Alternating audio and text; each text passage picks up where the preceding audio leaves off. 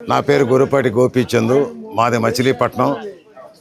నేను 1982 నుంచి పార్టీలో, అంటే నేను రాజకీయం కుటుంబం నుంచి వచ్చినాని కాదు, ఎన్టీఆర్ అభిమానిగా 82 సంఘాలకి గౌరవాధ్యక్షుడిగా ఉండేవాడిని. అట్లా రాజకీయాల్లోకి ఆయన బట్టి వచ్చాను.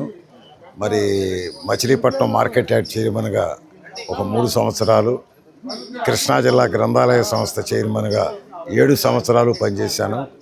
ఇవాళ మొదటి నుంచి ఉండాలని, మరి ఇప్పటికీ స్టిల్ యాక్టివ్ వర్కర్స్ని గుర్తించి ఈ రకంగా సహపంక్తి భోజనం అందరం కలిపి చేసి మంచి చెప్పర మాట్లాడుకున్నాం. ఎంతో గౌరవంగా కార్యకర్తలను చూసేటువంటి పార్టీ తెలుగుదేశం పార్టీ. ఈ రాష్ట్రంలో ఇక 2 పార్టీలు. రెండోది ఇక దొంగల పార్టీ. దొంగ సారాలు, గంజాయి, బ్లేడ్లు బ్యాచ్లు, ఇటువంటి వాళ్ళంతా ఒక పార్టీ.